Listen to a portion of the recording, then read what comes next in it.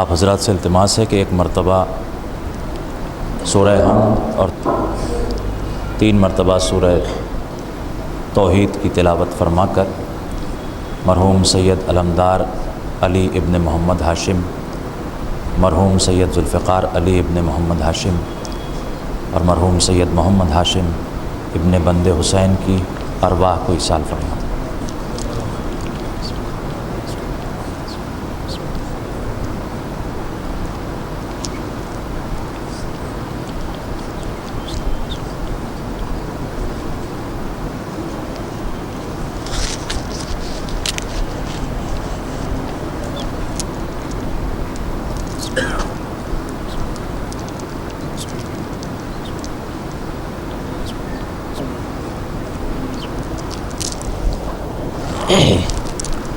رحم اللہ من یقرأ الفاتحہ۔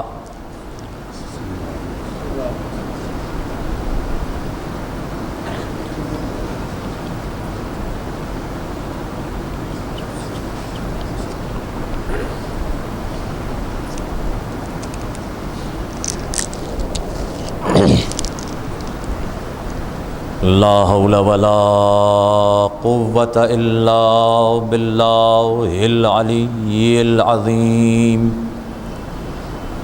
اعوذ باللہ من الشیطان اللعین الرجیم۔ بسم اللہ الرحمن الرحیم۔ الحمد للہ رب العالمین۔ الحمد للہ الذی ذکرہ شرف للذاکرین، وحمدہ نعت للواصفین، وشکرہ فوز للشاکرین، وعطاؤہ واسع للطالبین، وبابہ مفتوح للسائلین۔ الحمد للہ الذی جعلنا من المتمسکین بولایت امیر المؤمنین۔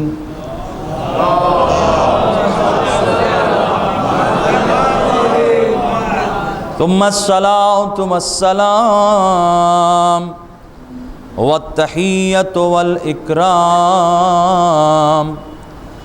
علی النور الاول فی العدد العبد المؤید الرسول المسدد المصطفى الامجد المحمود الاحمد مولانا ومولى الثقلين جد الحسن والحسين ابي القاسم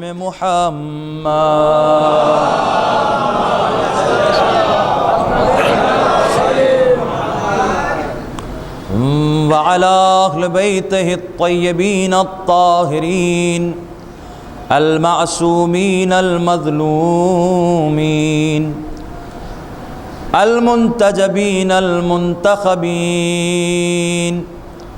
الذين هم محال معرفة الله وأدلاء على الله وباب الله منه يؤتى الذين أذهب الله عنهم الرجس وطهرهم تطهيرا۔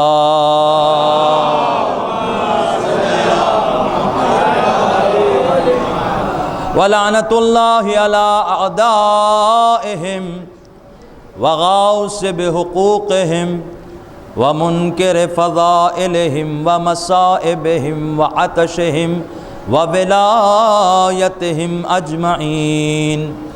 اما بعد فقد قال اللہ سبحانہ وتعالی فی الفرقان الحمید والقرآن المجید بسم اللہ الرحمن الرحیم انا جعلنا ما علی الارض زینۃ لہا لیبلوہم ایہم احسن عملا. صلوات.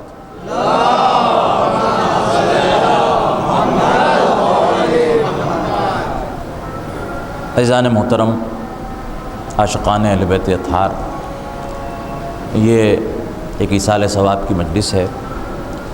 جن مرحومین کو آپ نے سورہ فاتحہ، سورہ توحید ایصال فرمائی، اور اس خانوادے نے اس مجلس کو برپا کر کے ہماری برسوں کی، صدیوں کی اس روش کو آگے بڑھایا ہے کہ جس کے بارے میں اکثر لوگ ہم سے سوال کرتے ہیں کہ ہمارا جب کوئی جانے والا چلا جاتا ہے تو ہم قرآن کی تلاوت کرتے ہیں، جب کوئی جانے والا چلا جاتا ہے تو ہم نمازیں پڑھتے ہیں، جب کوئی جانے والا چلا جاتا ہے تو ہم دوسری عبادتیں اور اس کا ثواب اس کے نام سے ایصال کرتے ہیں. یہ آپ اہل تشیع کے یہاں یہ مجلس ایصال ثواب کا سلسلہ کیا ہے؟ تو اس کے لیے میں ایک بات عرض کرتا ہوں، وہ آپ کی خدمت میں عرض کر کے پھر مضمون کی ابتدا کروں کہ اصل میں معاملہ یہ ہے کہ جو جس سے جتنی محبت کرتا ہے وہ اس کے لیے ویسا ہی تحفہ بھیجتا ہے. ہمارے یہاں جو شخص چلا جاتا ہے اس شخص کے لیے ایسا نہیں ہے کہ قرآن کی تلاوت نہیں ہوتی ہے. قرآن صامت کی گفتگو ہو رہی ہے، ویسے تو یہ بھی قرآن کی گفتگو، یہ بھی قرآن کی تلاوت ہے.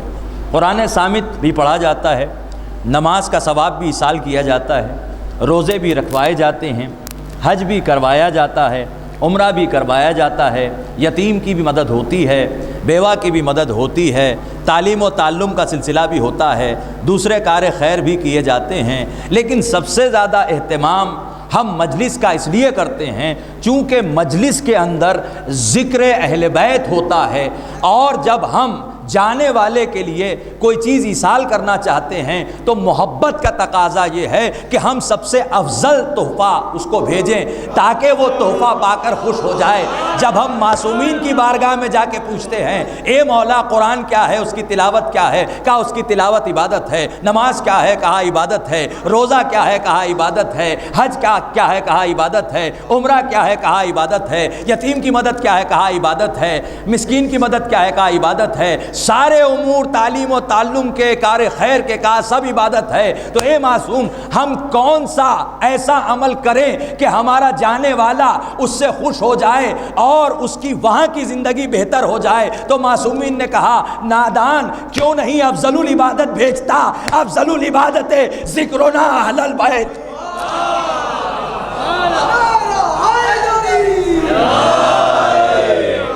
افضل عبادت ہم اہل بیت کا ذکر ہے، لہٰذا ہم یہ عبادت اور اس کا ثواب مرحوم کو ایصال کرتے ہیں تاکہ اسے بہترین تحفہ ملے اور اس کی قبر کے لیے وہ تحفہ نورانی تحفہ ثابت ہو. اس لیے کہ باقی عبادتوں میں بھی عبادت تو ہے، لیکن اس عبادت میں عبادت بھی ہے، تحفہ بھی ہے، اور نور کے ذکر سے قبر میں منور ہونے کا سامان بھی ہے. قبر منور ہو جائے گی، اجالا ہو جائے گا. قبر کے اندھیرے میں اس سے بہتر ایصال ثواب نہیں ہو سکتا. جس آیت کو میں نے سرنامہ کلام قرار دیا ہے اس آیت کے تقریباً 3 آیتیں ایسی ہیں جو اسی مضمون کی ہیں قرآن میں، لیکن میں نے اس آیت کو چنا اس لیے کہ اس آیت میں خدا ایک عجیب و غریب حکم ہمیں دے رہا ہے اور بتا رہا ہے ہمیں ایک فلسفہ کہ دیکھو انا جعلنا ما علی الارض زینۃ لہا، کہ جو کچھ زمین کے اوپر ہے ہم نے اسے زمین کے لیے زینت قرار دیا. جو کچھ زمین کے اوپر ہے، علی الارض اوپر ہے، ہم نے اسے زمین کے لیے زینت قرار دیا، تمہارے لیے زینت نہیں قرار دیا. اسی لیے کہا المال والبنون زینت الحیات الدنیا مال اور اولاد زمین کے اوپر کی زندگی کے لیے زینت ہیں، زمین کے اندر کی زندگی کے لیے زینت نہیں ہے۔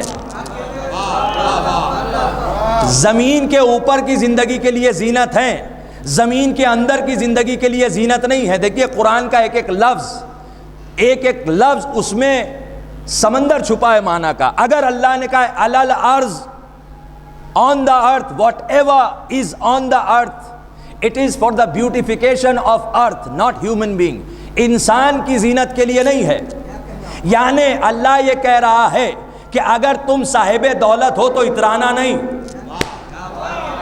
اگر تم قوم و قبیلے والے ہو، تمہاری اولادیں ہیں، کثرت اولاد پر، کثرت قبیلہ پر، کثرت مال پر اترانا نہیں، کیونکہ یہ تمہارے لیے زینت نہیں ہے۔ ہم نے تمہیں انسان بنایا ہے، انسان بنا کر تمہیں ایک ایسی چیز تمہارے سر میں رکھی ہے جو نہ ہم نے چرند میں رکھی، نہ ہم نے درند میں رکھی، نہ ہم نے پرند میں رکھی، نہ ہم نے سمندر میں دریاؤں میں تیرنے والی مچھلیوں میں رکھی، ہم نے کسی زیرو میں نہیں رکھی، ہم نے تمہارے سر میں رکھی ہے عقل، اور عقل خود افضل ہے۔ اب جو مال پر اتراتا ہے وہ عقل کی توہین کرتا ہے، جو اولاد پر اتراتا ہے وہ عقل کی توہین کرتا ہے، جو دنیا کے وسائل پر اتراتا ہے وہ عقل کی توہین کرتا ہے، کیونکہ اللہ کہہ رہا ہے کہ اس سب چیز کو ہم نے زمین کی زینت قرار دیا، تمہاری نہیں۔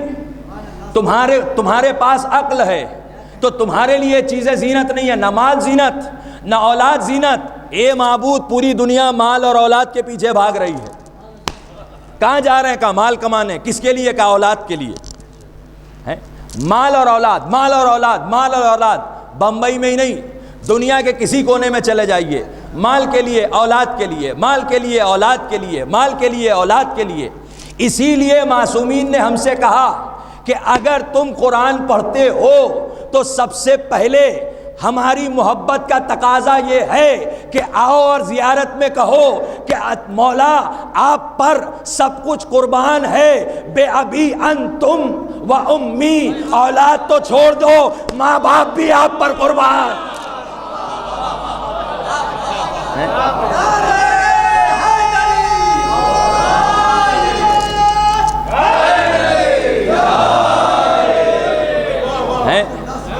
ماں باپ بھی قربان۔ اب یہ بھی بڑا عجیب مسئلہ ہے، یہ زیارت جامعہ کا جملہ ہے اور اکثر زیارتوں میں ریپیٹ ہوا ہے، بے ابی انتم و امی، میرے ماں باپ قربان۔ زیارت معصورہ ہے، امام سے ہے، معصوم سے ہے، معصوم کبھی مبالغہ نہیں کرتا ہے۔ ہمارے یہاں مثلاً ہمارے ایرانی برادران کہتے ہیں قربان شما، آپ پر قربان ہو جاؤں، مگر ضروری نہیں ہے کہ آپ پر قربان ہو جائیں ہے۔ ہمارے یہاں بھی ارے آپ پر جان قربان ہے، مگر ضروری نہیں ہے، کیونکہ ہم مبالغے سے کام لیتے ہیں محبت کے اظہار میں۔ ہو سکتا ہے جو محبت کے اظہار میں مبالغے سے کام لے رہے ہیں، جب وقت آئے تو وہ جان لینے پہ تیار ہو جائیں، قربان نہ کریں۔ لیکن اگر معصوم نے کہا کہ یوں کہو، بے ابی انتم و امی، میرے ماں باپ آپ پر قربان، تو اب مجھے فلسفہ سمجھائیے اس کا مطلب کیا ہے کہ ایک طرف ماں کو لٹائیں، ایک طرف باپ کو لٹائیں، جناب ابراہیم کی طرح آنکھوں پہ پٹی باندھیں، چھری لے آئیں اور دونوں کی گردن بسم اللہ و باللہ کا۔ کیسا کفر کی باتیں کر رہے ہیں آپ؟ اللہ اکبر۔ جن ماں باپ کی آواز پر آپ آواز بلند نہیں کر سکتے، آپ ان کا گلا کاٹنے کی بات کر رہے ہیں، تو پھر بات کیا ہے؟ فلسفہ کیا ہے؟ بے ابی انتم و امی کا مطلب کیا ہے؟ تو معصوم سے پوچھیں گے تو معصوم بتائے گا، دیکھو جب بات ہماری محبت اور ہماری ولایت کی آئے، احبب حبیبنا، تو ہمارے محبت کرنے والے سے محبت کرو، ولو کانا قاتل ابیک، چاہے وہ تمہارے باپ کا قاتل کیوں نہ ہو۔ ابھی بھی وضاحت نہیں ہوئی کیونکہ یہ ابتدا کا جملہ تھا۔ احبب حبیبنا، ہمارے چاہنے والے سے محبت کرو، ولو کانا قاتل ابیک، چاہے کہ وہ تمہارے باپ کا قاتل کیوں نہ ہو۔ ہمارا ذرا سے کسی سے مزاج نہیں ملتا، دیکھتے ہی نہیں ہم، ہوگا ولایت والا، ہم سے کیا مطلب۔ ہوگا مودت والا ہم سے کیا مطلب؟ فضائل ماننے والے ایک دوسرے سے آنکھیں نہیں ملا رہے ہیں. دیکھیے یہ پیغام بھی ضروری ہے. اتحاد بین المومنین ایک قرآنی تحریک ہے جسے چلانا چاہیے. میں یہ نہیں کہوں گا کہ کون کون سی تحریکیں چل رہی ہیں جن کا نہ قرآن سے کوئی تعلق ہے نہ اہل بیت سے کوئی تعلق ہے. اشارہ کافی ہے آپ کے لیے. صلوات بھیجیے محمد اور آل محمد.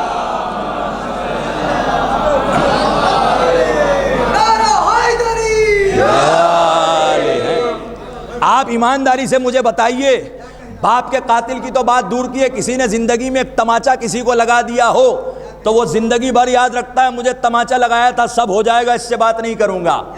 معصوم کہہ رہے تم کیا، تمہاری اوقات کیا، تمہارا گال کیا، اس پہ لگنے والا تماچا کیا. اگر تمہارے باپ کا بھی قاتل ہے، جب بات ہماری ولایت کی آ جائے تو دشمنی بھول جاؤ، متحد ہو جاؤ. کیوں؟ اس لیے کہ اس میں بھی لاجک ہے. اس لیے کہ ایسا نہیں کہ مومن کی کوئی عزت نہیں، عزت ہے، مگر تم ہو کیا؟ آدم کی اولاد. آدم کیا ہے؟ اِنَّا مَثَلَ عِیسیٰ عِنْدَ اللَّہِ کَمَثَلِ آدم. اللہ کے نزدیک عیسیٰ کی مثال. جب لوگ کہنے لگے عیسیٰ اللہ کے بیٹے ہیں تو رسول نے یہ جواب دیا کہ وہ اللہ کے بیٹے کیسے ہیں؟ ان کی مثال آدم کی ہے. جیسے ان کا کوئی باپ نہیں، ان کے نہ ماں نہ باپ. تو اگر عیسیٰ کو اللہ کا بیٹا اس لیے مان لیں کہ ماں تو ہے باپ نہیں، تو پھر آدم کو اللہ کا بھائی ماننا پڑے گا کیونکہ وہاں تو ماں بھی نہیں ہے. اِنَّا مَثَلَ عِیسیٰ عِنْدَ اللَّہِ کَمَثَلِ آدم خَلَقَهُ مِن تُرَابٍ. کہ عیسیٰ کی مثل ویسے ہی ہے جیسے آدم کی، اسے ہم نے بنایا ہے تراب سے. تو آدم جیسے صفی اللہ کو، آدم جیسے نبی اللہ کو، آدم جیسے خلیفۃ اللہ کو بھی اللہ تراب کہہ رہا ہے. تو آدم کی جتنی اولاد ہے وہ تراب ہے. جب اپنے احترام کی بات اور ابو تراب کے احترام کی بات آئے تو تراب قربان ہوگی. ابو تراب کیا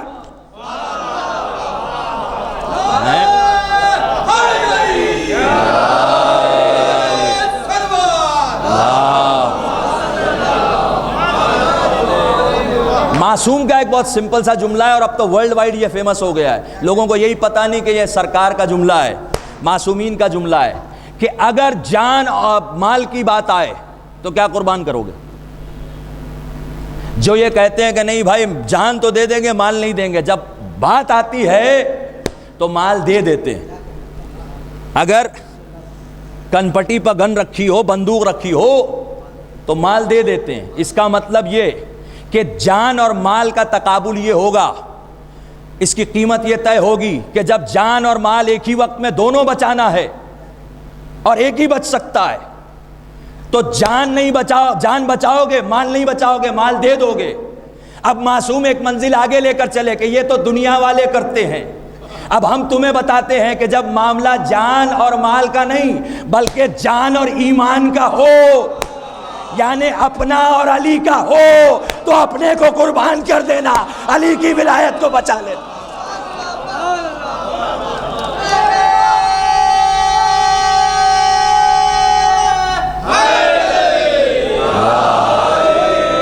اپنے کو قربان کر دینا، ولایت کو بچا لینا.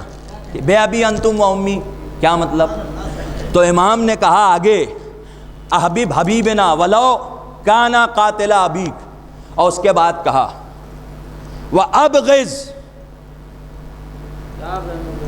دشمنی رکھو، بغض رکھو، مبغضینا، اس سے کہ جو ہم سے بغض رکھتا ہے، ولو ابیک، چاہے کہ وہ تمہارا باپ ہی کیوں نہ ہو. تمہارا باپ بھی ہو، اگر ہم سے محبت نہیں کرتا، ہماری ولایت نہیں رکھتا، ہماری مودت نہیں رکھتا. معصوم، اے مولا آپ نے یہاں پر ماں کی بات کیوں نہیں کی؟ مولا ماں کی بات کیوں نہیں کی؟ ماں کی بھی تو بات کرتا نا. امام معصوم ماں کی بات کیوں نہیں کر رہا اس میں؟ تو کہا مسئلہ اصل میں یہ ہے کہ باپ تو ہمارا دشمن ہو سکتا ہے، لیکن اگر باپ دشمن ہے تو ضروری نہیں ہے اولاد بھی دشمن ہو. محمد ابن، ارے آپ نہیں پہنچیں گے تو کون پہنچے گا؟ محمد ابن کوئی بھی ہو سکتا ہے علی والا، لیکن اگر ماں صاحب کردار نہیں ہے تو علی کی ولایت دل میں نہیں ہو سکتی۔ اب ہمارا کسی سے کوئی جھگڑا نہیں ہے، جسے ولایت کو ماننا ہے مانے، جسے نہیں ماننا ہے نہیں مانے، لیکن ہم تو علی علی کر کے یہ چیک کرتے رہیں گے کہ کون حلال زادہ ہے۔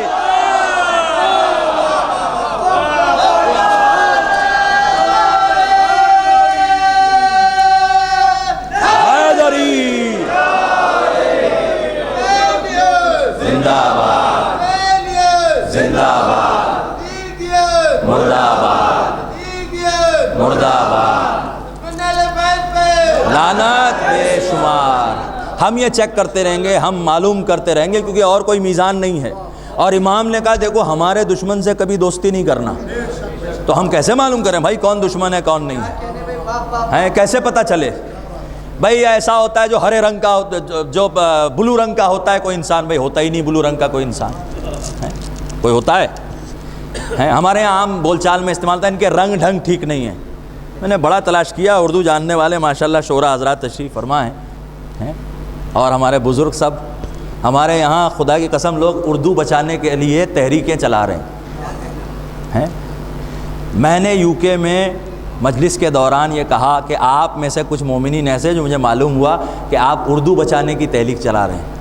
نہ، اردو مت بچائیے، اپنے بچوں کو اردو مجلس میں لائیے، اردو خود بخود بچ جائے گی۔ بھائی خطیب ایسا ہو جسے انگریزی بھی آتی ہے، اور بے شک انگریزی 60 ملکوں میں بولی جاتی ہے، اچھی بات ہے، جاننا چاہیے۔ اور عام طور سے یہ تاثر ہوتا ہے کہ بھائی ذاکرین کو آتا ہی نہیں ہے، کچھ پڑھے لکھے ہی نہیں ہوتے ہیں، اس لیے میں کوئی یہ بتانے کے لیے نہیں کہ میں انگریزی جانتا ہوں، یہ بتانے کے لیے کہ دل میں بات اتر جائے، انگریزی میں ترجمہ بھی کر دیتا ہوں آیات و روایات کا۔ لیکن خدا کی قسم جو بات اردو زبان میں ہے وہ بات کسی زبان میں نہیں ہے۔ ابھی آپ نے اردو میں شعر سنے، ابھی آپ نے اردو میں مرثیہ سنا، خدا کی قسم مجلسیں عربی میں بھی پڑھی جاتی ہیں، اور عربی اللہ کی زبان ہے، عربی محمد اور آل محمد کی زبان ہے۔ فارسی میں بھی مجلسیں پڑھی جاتی ہیں، فارسی امام کے چاہنے والوں کی زبان ہے۔ اس کے بارے میں لوگ بہت کچھ کہتے ہیں، میں نہیں کہتا۔ فارسی امام کے چاہنے والوں کی زبان ہے۔ ہندوستان میں جو پہلے لوگ آئے تبلیغ ولایت کے لیے وہ فارسی میں تبلیغ ولایت کر رہے تھے، تو ہمیں کسی زبان سے کوئی چڑ نہیں ہے۔ اگر زبان ولایت و عزا سے جڑ جائے تو ہم اسے اپنے سر کا تاج بنا لیتے ہیں۔ اردو زبان کو معراج اس لیے ملی کہ امام حسین علیہ السلام نے اس خطے میں آنے کی تمنا کی تھی جس خطے میں یہ زبان بولی جانے والی تھی۔ یہاں اس زبان میں مرثیہ، نوحہ، منقبت، مدحت لکھی گئی۔ اللہ اس زبان کو معراج دیتا چلا گیا۔ جتنا اس زبان نے یا حسین کہا یا علی کہا، یہ زبان بلند ہوتی گئی، تو اہل زبان بھی سمجھے کہ بلند ہونا ہے تو یا علی یا حسین، یا علی یا حسین، یا علی یا حسین کہتے رہے۔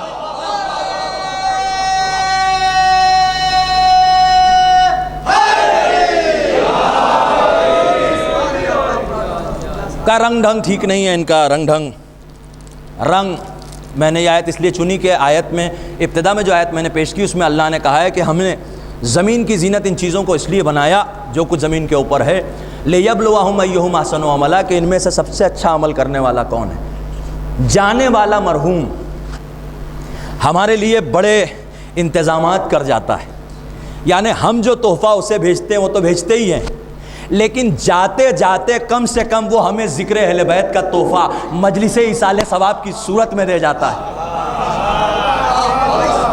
ہے نا۔ ابھی ہمارے ایک بھائی شاکر مرحوم کی بھی مجلسیں یہاں مسلسل ہو رہی تھیں۔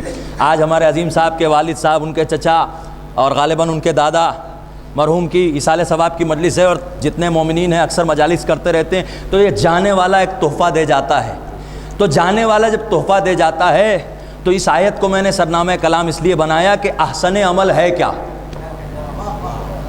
احسن عمل اللہ ہمیں اس زندگی میں یہ دیکھ رہا ہے کہ بچپن ہو، جوانی ہو، بڑھاپا ہو، مرد ہو کہ عورت ہو، سب کے لیے ایک ہی امتحان ہے، ہو از دا بیسٹ.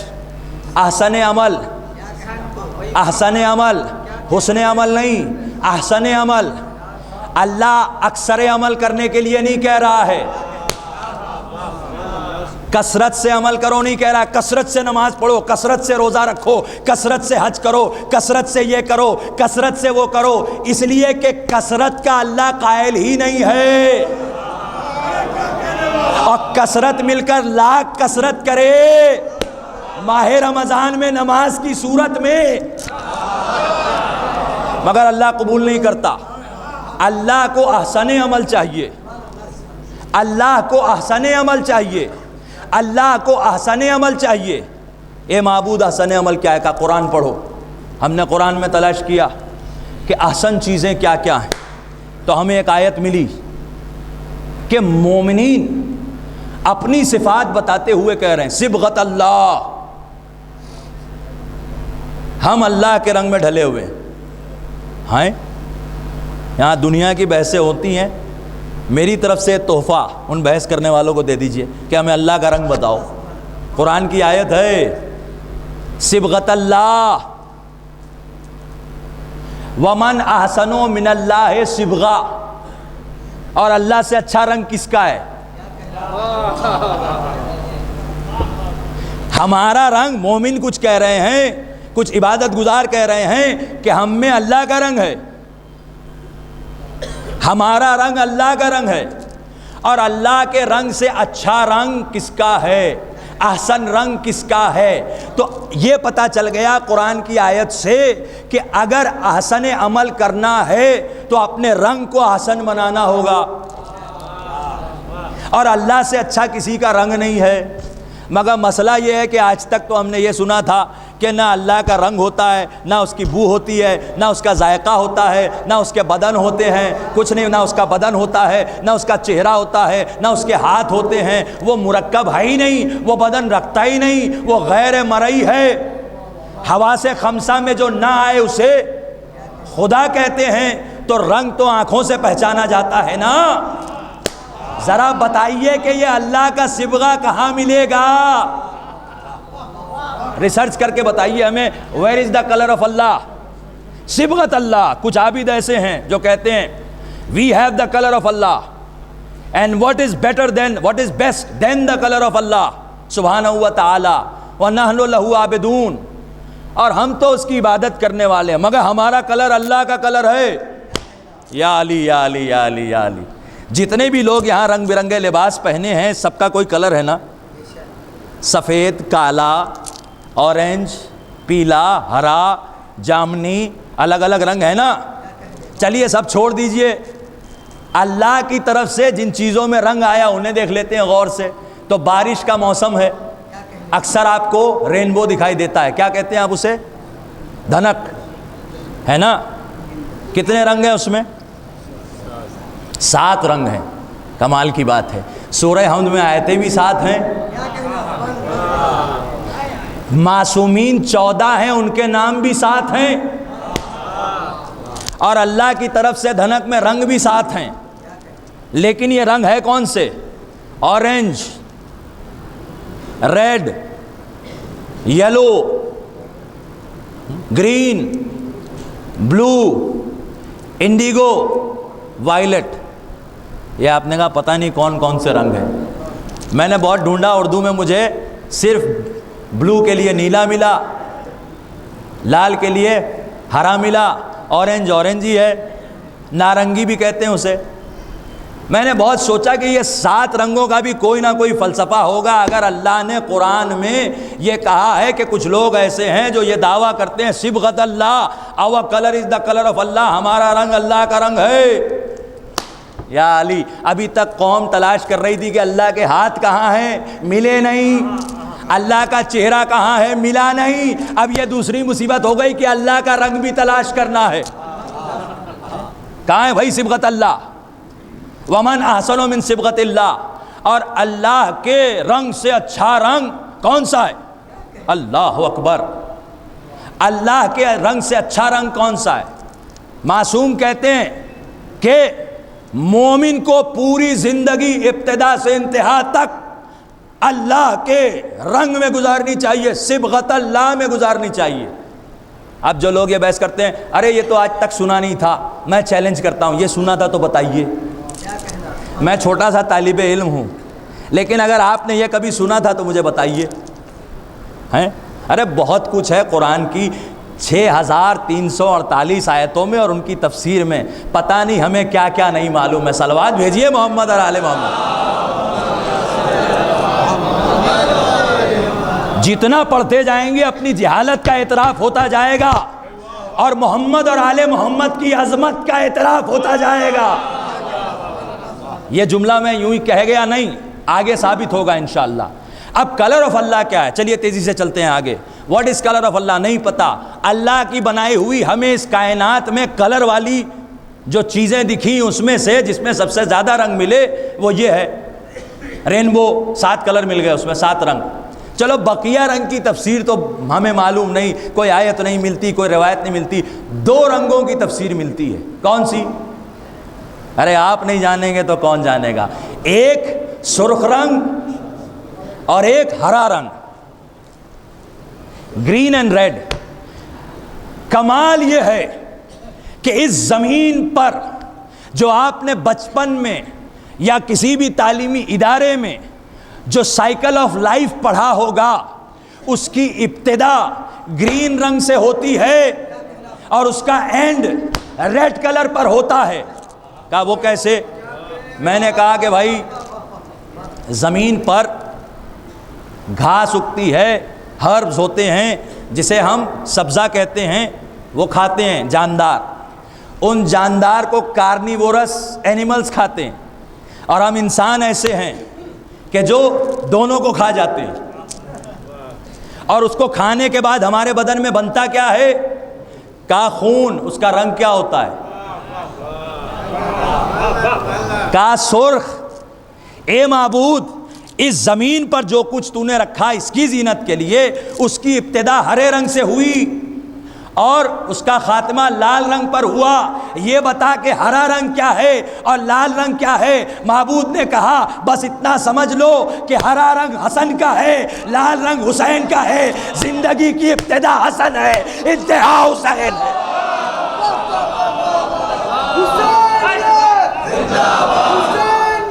زندہ باد، مردہ آباد، لعنت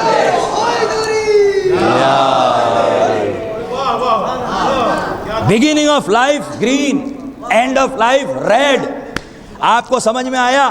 اس کا مطلب یہ ہوا کہ دنیا میں جہاں جہاں سبزہ ہے، ہم نے تو نہیں دیا نا امام حسن علیہ السلام کو ہرا رنگ، جس نے حسن کو بنایا ہے اس نے حسن کو ہرا رنگ دیا ہے۔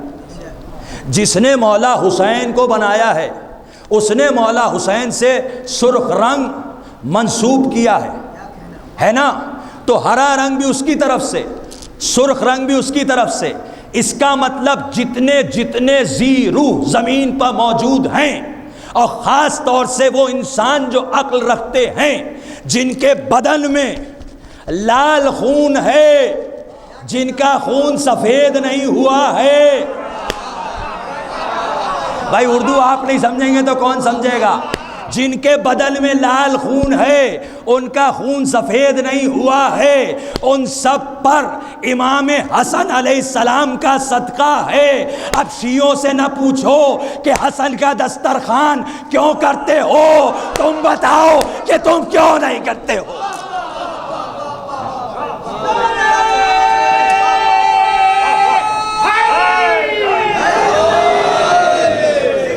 یعنی ہم تو مولا سے منسوب کر کے اپنے ایمان کا اظہار کرتے ہیں، ورنہ کھا رہی ہے پوری دنیا دسترخوان حسن سے۔ کیونکہ اگر آپ نے جانور بھی ذبح کر کے کھایا تو انہی جانوروں کو آپ کھاتے ہیں جو جانور سبزہ کھاتے ہیں، یعنی پہلے جانور حسن کا صدقہ کھاتے ہیں، پھر ہم انہیں کھاتے ہیں۔ اب اگر ہم سبزہ بھی کھائیں تب بھی حسن کا صدقہ، اور حلال جانور کھائیں تب بھی حسن کا صدقہ۔ یہ نہ جانے کیسا نادان انسان ہے کہ کھاتا حسن کا صدقہ ہے اور بولتا بھی حسن کے خلاف ہے۔ حسن کے خلاف، حسن کے خلاف، اور حسن کے خلاف تو حسن کے خلاف انسانی فطرت ہے، ہماری اور آپ کی فطرت ہے، تو ان کی فطرت تو فطرت اللہ ہے۔ کہا نہیں یہ تو آپ غلو کر رہے ہیں، اللہ کی فطرت کیسے؟ ارے بھائی وہ تو عام انسان کے لیے بھی اللہ نے کہا فطرت اللہ التی فطر الناس علیہا لا تبدیل لخلق اللہ، اللہ نے انسانوں کو اپنی فطرت پر پیدا کیا ہے۔ آپ میں اور ہم میں اگر اللہ کی فطرت ہو سکتی ہے تو پھر وہ تو خود فطرت اللہ ہوں گے نا۔ تو ہماری اور آپ کی فطرت کیا ہے؟ ہمارے خلاف آپ بول رہے ہیں تو ایک بار برداشت کر لیں گے، جہاں ہمارے بابا کے خلاف کچھ بولا یا ماں کے خلاف کچھ بولا، صاحب کردار ماں کی بات ہو رہی ہے اور اہل ولایت باپ کی بات ہو رہی ہے، اگر اس کے خلاف کچھ بولا تو ہم برداشت نہیں کرتے، ہے نا؟ یہ ہماری فطرت ہے کہ ہم جیسے انسان جن کے باپ بھی معصوم نہیں، ماں بھی معصومہ نہیں، جب ہم برداشت نہیں کرتے تو حسن مجتبی جس کا صدقہ کھا کے دنیا پل رہی ہے، اگر اس کے بابا کے علی کے خلاف کہ جو معصوم بھی ہے، طاہر بھی ہے، نور اللہ بھی ہے، وجہ اللہ بھی ہے، عین اللہ بھی ہے، ید اللہ بھی ہے، نفس اللہ بھی ہے، اس کے خلاف کیسے برداشت کرے گا؟ اس کا مطلب رزق حسن ہے، یہ خود ایک عنوان ہے، کبھی موقع ملا تو انشاءاللہ کہ پوری دنیا جو کھا رہی ہے رزق، اس کے علاوہ بھی جو بھی مال مل رہا ہے وہ رزق حسن ہے، امام حسن سے منسوب ہے، یہ خود ایک موضوع ہے اور خمسے اور عشرے کا موضوع ہے، اور اس پہ بعض بزرگوں نے کتابیں بھی لکھی ہیں، 100 صفحے سے زیادہ، 200 صفحے سے زیادہ کتابیں لکھی ہیں، تو یہ خود ایک موضوع ہے۔ لیکن دنیا جو حسن کا صدقہ کھا رہی ہے، اگر حسن کے بابا کی ولایت کے خلاف بولے گی تو پہلا نقصان سن لیجئے آپ، جو علی ولی اللہ کو چھوڑے گا وہ جہنم میں بعد میں جائے گا، خدا اسے قبر میں سزا بعد میں دے گا، دنیا میں پہلی سزا یہ ملے گی کہ حسن اس کا رزق روک لیں گے، حسن اس کا رزق روک لیں گے، حسن اس کا رزق کم کر دیں گے۔ تو اگر کہا یہ کیسے؟ اچھا فلاں دعا پڑھو رزق اضافہ ہو جائے گا، فلاں دعا پڑھو قرضہ ادا ہو جائے گا، ہیں؟ اگر فلاں دعا پڑھنے سے رزق زیادہ ہو سکتا ہے، قرضہ ادا ہو سکتا ہے، اولاد مل سکتی ہے، مکان مل سکتا ہے، تجارت میں ترقی ہو سکتی ہے، تو یہ تو دعائیں ہیں جس میں پھر بھی یہ بحث ہوگی کہ جس نے سنا امام سے وہ آپ تک ٹھیک سے پہنچایا کہ نہیں پہنچایا۔ تو اگر ان دعاؤں میں اتنا اثر ہے کہ آپ کا رزق بڑھا دیں، آپ کو اولاد دے دیں، آپ کی تجارت میں ترقی دے دیں، تو جو خود بولتا ہوا قرآن ہو، اس علی کا تذکرہ، اس سے کیا نہیں ہو سکتا؟ سب کچھ ہو سکتا ہے۔ تو اب بات یہ ہے کہ صبغت اللہ کیا ہے؟ کہ ان کا رنگ ڈھنگ ٹھیک نہیں ہے، آج کل یہ ٹھیک نہیں رہتے، تو کون سا رنگ ہے؟ پہلے گورے تھے کالے ہو گئے، پہلے لال تھے ہرے ہو گئے۔ جب آپ کہتے ہیں ان کا رنگ ڈھنگ ٹھیک نہیں ہے تو رنگ کے ساتھ ڈھنگ بھی ہوتا ہے، لیکن رنگ لفظ استعمال ہوتا ہے۔ تو اب یہ بتائیے کہ رنگ ہم بھی استعمال کرتے ہیں، رنگ اللہ نے بھی استعمال کیا، اس کے معنی کیا ہے؟ قرآن میں صبغہ کے معنی کیا ہے؟ اور ہم جو رنگ استعمال کرتے ہیں اس کے کوئی معنی اور مفہوم ہے جس کی وجہ سے اردو میں یہ محاورہ آیا یا یوں ہی چلا آیا؟ تو صبغت اللہ ہے کیا؟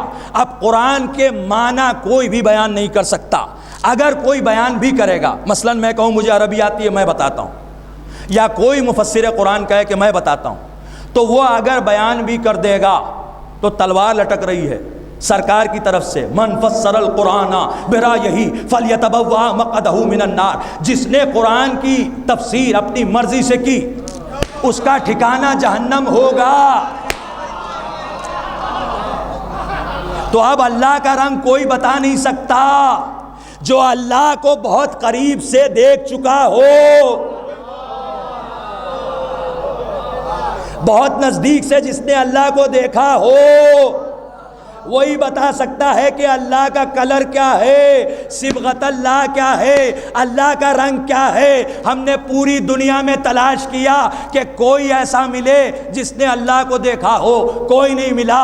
ہاں، ہمیں مسجد کوفہ میں ایک سوال کرنے والا ملا، وہ علی سے پوچھ رہا تھا، اے میرے مولا یہ بتائیے کہ کیا آپ نے اللہ کو دیکھا ہے؟ تو انہوں نے کہا کہ ہاں نادان، تو کیا سمجھتا ہے کہ میں اللہ کو دیکھے بغیر اس کو مانتا ہوں؟ اس کا مطلب اگر علی سے پوچھو گے تو معلوم ہو جائے گا کہ اللہ کا رنگ کیا ہے۔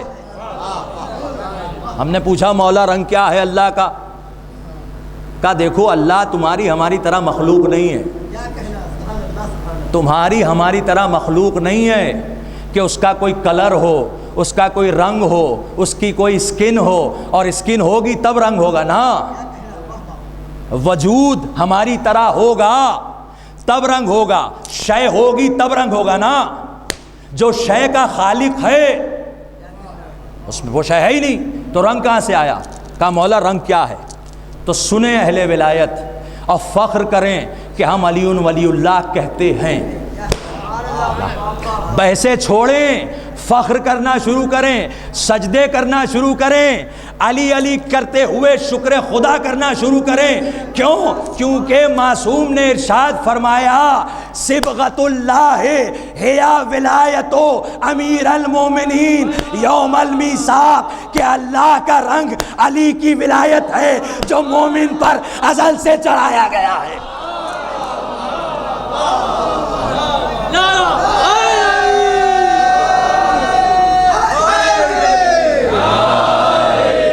اللہ کا رنگ جو مومن پر چڑھایا گیا وہ ولایت ہے۔ اب ایک بات بتائیے، اللہ کا رنگ جو چڑھ کے جیسا پیدا ہوتا ہے، بچہ کالا پیدا ہوتا ہے تو ویسے ہی رہتا ہے، گورا پیدا ہوتا ہے تو ویسے ہی رہتا ہے نا؟ جو رنگ اللہ چڑھا دیتا ہے رنگ ویسے ہی رہتا ہے۔ اس کا مطلب اللہ کا چڑھایا ہوا رنگ نہیں اترتا، اللہ کا چڑھایا ہوا رنگ نہیں اترتا۔ تو اب یہ اپنے اپنے مقدر کی بات ہے کہ یوم میثاق میں جس نے جب اللہ نے سوال کیا الستو بربکم، کیا میں تمہارا رب نہیں ہوں؟ لوگوں نے کہا ہاں بھلا تو ہمارا رب ہے۔ اللہ نے پوچھا الیسا بمحمد نبیکم، کیا محمد تمہارے نبی نہیں ہے؟ لوگوں نے کہا ہاں۔ پھر اللہ نے کہا الیسا بعلی ولیکم، کیا علی تمہارے ولی نہیں ہیں؟ تو اب جن کے رنگ ڈھنگ ٹھیک نہیں تھے انہوں نے نہیں مانا، جن کا رنگ اللہ کا رنگ تھا انہوں نے کہا علی ولی ہے، علی ولی ہے، علی ولی ہے، علی ولی ہے، علی ولی ہے۔ جب کہہ دیا علی ولی ہے تو کہا ٹھیک ہے، تمہارے لیے جنت، ان کے لیے جہنم۔ تو اپنی زندگی میں احسن عمل اگر کرنا ہے تو ولایت کا رنگ چڑھانا ہوگا۔ اب دو صورتیں ہیں، ایک تو یہ کہ جس پہ رنگ چڑھ گیا چڑھ گیا، اب چڑھ گیا تو پھر یہ دنیا کاہے کے لیے بھائی؟ چڑھا ہوا ہے رنگ، وہیں پہ ہم لوگ علی علی کرتے رہتے، بلا وجہ زمین پر بھیج دیا۔ کہاں جنت، کہاں یہ چھوٹی سی زمین، اس پہ اتنے سارے مسائل، مومنوں کا اتنا سخت امتحان۔ کہا دنیا سجن المومن، مومن قید خانہ ہے، اللہ کاہے کے لیے قید خانے میں مومن کو بھیجا؟ کہا اس لیے کہ ہمیں فضیلت ثابت کرنی ہے۔ اور معصوم نے کہا کہ جس پر اللہ کا رنگ چڑھا ہوتا ہے، جس پر صبغت اللہ ہوتا ہے، یعنی جس کے دل میں علی کی ولایت ہوتی ہے، اگر اس کی ناک پر اتنی ضرب مارو کہ وہ مر جائے تب بھی وہ علی ولی اللہ کہنا نہیں چھوڑے گا۔ اور اگر جس پر اللہ کا رنگ نہیں چڑھا ہے، علی کی ولایت کا رنگ نہیں چڑھا ہے، اسے ساری دنیا کا شہنشاہ بھی بنا دو گے تب بھی علی ولی اللہ نہیں کہے گا۔ تو جب اللہ نہیں کہلوا سکتا تو ہم کیسے کہلوائیں گے؟ صلوات بھیجیے محمد۔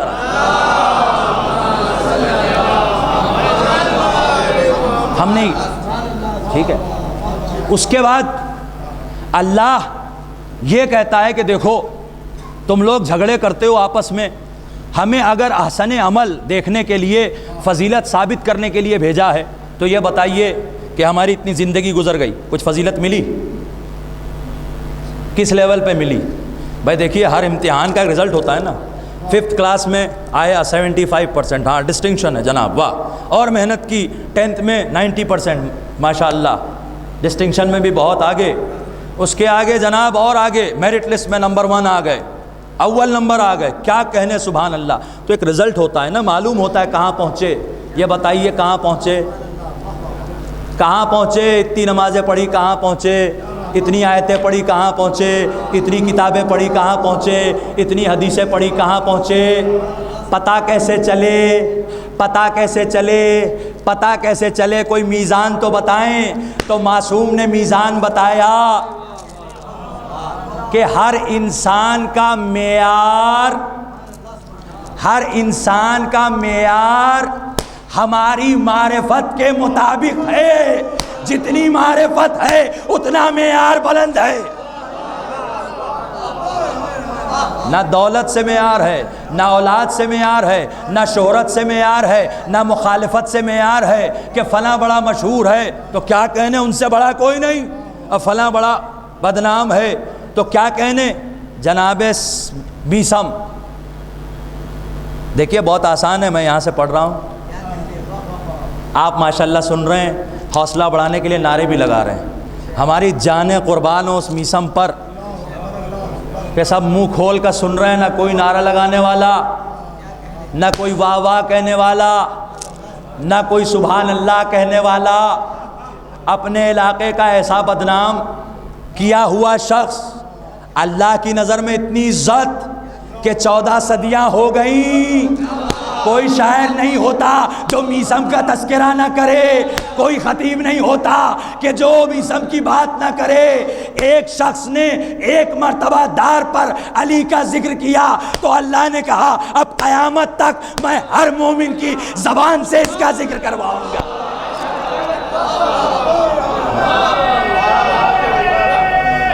حیدری.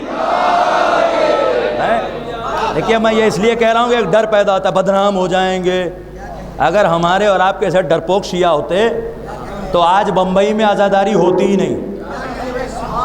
اس لیے کہ جو میرے بزرگ یہاں بیٹھے ہیں وہ گواہی دیں گے اس بات کی کہ آج سے 40 سال پہلے آپ سیاہ کپڑے بمبئی میں نہیں پہن سکتے تھے، ہے نا؟ یہی ماحول تھا نا. آپ کھل کے سینے پہ ہاتھ نہیں مار سکتے تھے. جلوس کا جب پہلی مرتبہ اجازت ملی تو یہ ہوا کہ بھائی ٹھیک ہے آپ گزریں گے، اور لیکن یہ کہ آپ ماتم نہیں کریں گے، آپ نوحہ نہیں پڑھیں گے، کوئی بات نہیں، تعزیہ ساتھ میں لے کے چلیں گے. مخالفت ہوئی، سب کچھ ہوا، لیکن وہ گھبرائے نہیں. کیوں؟ کیونکہ ان پہ اللہ کا رنگ جو چڑھا ہوا تھا. اللہ کا رنگ یعنی علی کی ولایت کا رنگ، علی کی ولایت کا رنگ یعنی حسین کی عزا کا رنگ. اب جو لوگ یہ کہتے ہیں کہ یہ عجیب سے نہیں لوگ سرخ رنگ میں نظر آتے ہیں جلوسوں میں، یہ سفید کپڑے پہن کر سرخ رنگ ان کے کپڑوں پہ نظر آتا ہے، یہ کون سا رنگ ہے؟ یہ لوگ دیکھ کے اعتراض کرتے کہ یہ کیسا سرخ رنگ ہے. ارے یہ سرخ رنگ نہیں ہے، یہ عزادار اللہ کے رنگ میں رنگے ہوئے ہیں.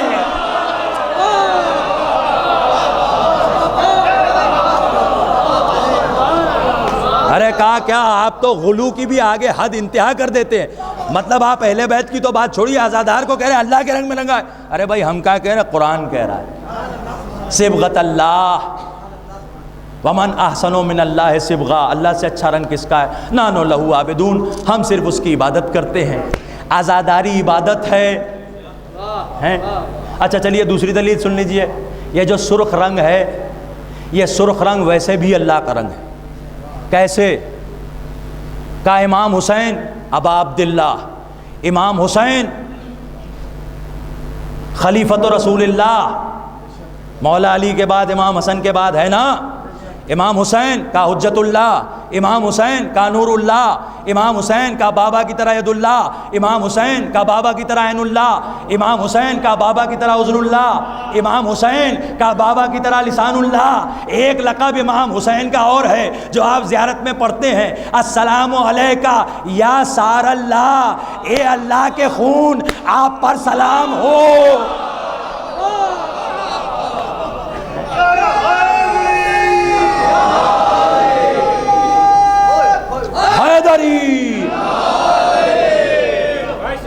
اللہ کا خون. ہم اپنی طرف سے نہیں پڑھ رہا ہوں جناب، یہ ہے مفاتیح الجنان، یعقوب گلی میں نہیں چھپی ہے، تنظیم المکاتب سے چھپی ہے.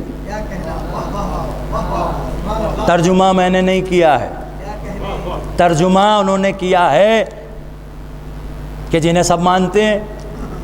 اب وہ خون بہانے کے بارے میں کیا کہتے ہیں کیا نہیں کہتے ہیں مجھے نہیں معلوم، لیکن انہوں نے بھی ترجمہ یہی کیا، اے اللہ کے خون تجھ پر سلام، اے اللہ کے لہو تجھ پر سلام.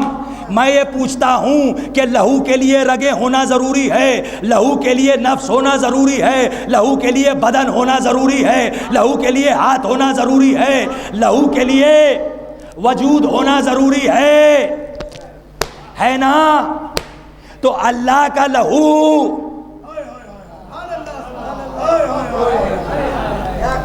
سب سے افضل عبادت نماز ہے. کہاں پڑھتے ہیں آپ نے پڑھی نماز؟ کس طرف پڑھی؟ کہا ادھر. ہر مسجد میں پہلے یہ دیکھا جاتا ہے قبلہ کس طرف ہے. کائے کو دیکھتے ہیں بھائی؟ قبلہ کسی طرف ہو.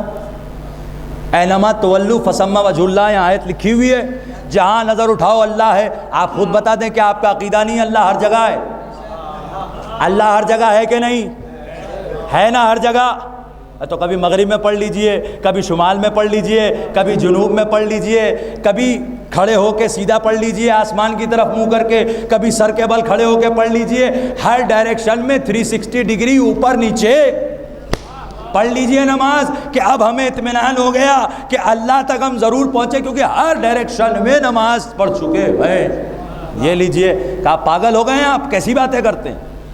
اللہ تک اگر اپنی نماز پہنچانی ہے تو اللہ نے جسے بیت اللہ کہا ہے اس کی طرف رخ کر کے نماز پڑھنا پڑے گی. ارے بیت اللہ کے بغیر جس کو اللہ سے صرف ایک نسبت ہے، کعبۃ اللہ، اللہ کا چوکور. کعبۃ اللہ ہم کہتے ہیں اللہ کا چوکور، یہ کوئی بات تھوڑی، وہ تو اس کے شیپ کو کہا جا رہا ہے. اصل میں ایک ہی نسبت ہے، بیت اللہ اللہ کا گھر ہے. اللہ کا گھر ہے نا کعبہ، اللہ رہتا ہے وہاں. ہم نے کہا بیت اللہ کی طرف ہم نماز پڑھیں گے، کسی نے نہیں کہا آپ غالی ہو گئے، اللہ کیا وہاں ہے، آپ کیسے وہاں نماز پڑھ رہے ہیں؟ جس کو اللہ کی طرف ایک نسبت ہو اس بیت اللہ کے بغیر نماز نہیں. تو جس کو اللہ سے ہزار نسبتیں ہوں، جو عین اللہ، اذن اللہ، رجل اللہ، جنب اللہ، ید اللہ، ارے اور تو اور نفس اللہ، اس کے بغیر نہ نماز ہے، نہ روزہ ہے، نہ حج ہے، نہ زکوٰۃ ہے، نہ خمس ہے، نہ جہاد ہے، نہ یتیم کی مدد ہے، نہ مسکین کی مدد ہے، نہ بیوہ کی مدد ہے، نہ تعلیم و تعلم ہے، نہ کوئی انسان ہے، نہ آدم ہے، نہ شیش ہے، نہ ادریس ہے، نہ نوح ہے، نہ موسیٰ ہے، نہ عیسیٰ ہے، نہ ابراہیم ہے، نہ موسیٰ کا کمال ہے، نہ یوسف کا جمال ہے، کچھ نہیں اگر علی ولی اللہ نہیں ہے. کیوں؟ اس لیے کہ علی معمولی ذات کو نہیں کہتے. اور کہا یہ اپنی طرف سے خطابت کی ہے آپ نے جناب، یہی تو ہمیں خطیبوں سے شکایت ہے. نہیں جناب ایسا نہیں ہے، سرکار نے فرمایا یا علی مثلک فی امتی کمثل الکعبہ. اے علی میری امت میں تمہاری مثال کعبے کے جیسی ہے جو کعبے سے ہٹا.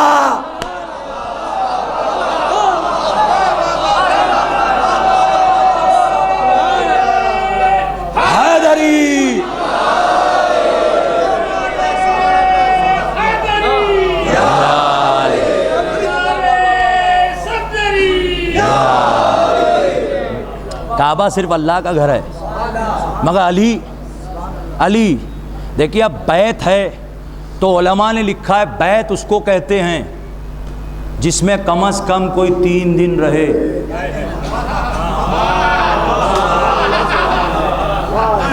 بیت اس کو کہتے ہیں جس میں کم از کم 3 دن کوئی رہائش کرے، ہے نا. اے میرے مولا تجھ پہ کروڑوں سلام کہ تو نے بندہ ہوتے ہوئے اللہ کے بیت کی عزت بچا لی. ارے جب علی کے بغیر اللہ کا گھر نہیں ہو سکتا. باقی سمجھنا آپ کا کام ہے. صلوات بھیجیے.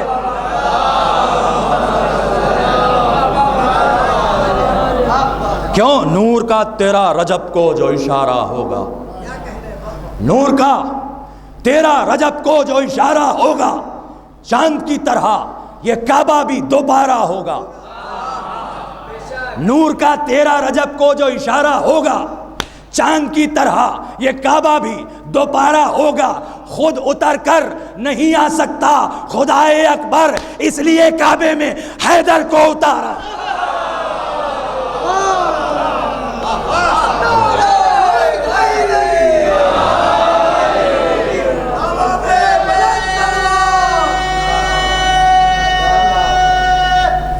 حیدری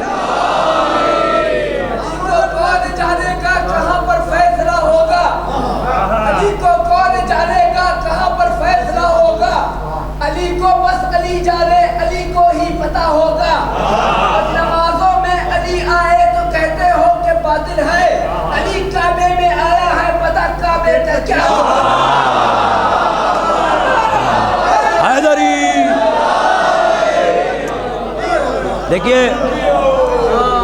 دیکھیے یہ سب میں اپنے بھائیوں سے، اپنے نوجوانوں سے اور اپنے ہمارے بہت سے دوست ہیں جو مختلف اداروں کے، امام بارگاہوں کے، مسجدوں کے ٹرسٹی ہیں، اور الحمدللہ مولا علی کی ولایت کے صدقے میں ہم شیعہ سب متحد ہیں اور رہیں گے. ہمیں تو جنگ کس سے کرنی ہے؟ کافر نائک سے. اور انشاءاللہ ہم لوگ سب مل کے کریں گے. کیوں؟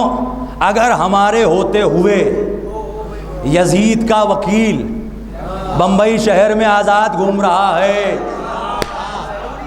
سارے آزاداروں پر واجب ہے، سارے حسینیوں پر واجب ہے، سارے ماتمداروں پر واجب ہے، سارے علی والوں پر واجب ہے، اسی کا اللہ امتحان لے رہا ہے. وہ چاہتا تو علی کا کوئی دشمن وجود میں ہی نہیں آتا ہے نا.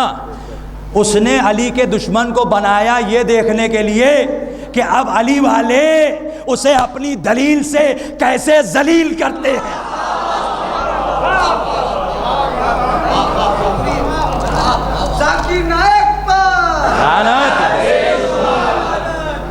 اِنَّا وِلَایَتَنَا یَتَّحِدُ الْقُلُوب. ولایت کو ہلکے میں نہ لیجئے. ولایت سے کوئی اختلاف نہیں پیدا ہوتا، ولایت سے اتحاد پیدا ہوتا ہے، یونٹی پیدا ہوتی ہے. اسی لیے اللہ نے یونٹی کے لیے شرط لگا دی کہ سارے بنی آدم کو ایک کرنے کے لیے نکلو گے، پاگلوں تو زندگی ختم ہو جائے گی، نسلیں ختم ہو جائیں گی، کوئی بنی آدم ایک نہیں ہونے والا. اس لیے کہ جب حابیل اور قابیل ایک نہیں ہوئے تو کیسے کوئی ایک ہو سکتا ہے؟ اسی طرح اس مذہب والے کو، اس مذہب والے کو، بھائی اتحاد ہی کرنا ہے تو عیسائی بھی تو آدم کی اولاد ہے نا. کم سے کم ہمارے نبی بھی عیسیٰ ٹھیک ہے اللہ کا بیٹا ہی مانتے تو انکار تو نہیں کرتے نا عیسیٰ کا.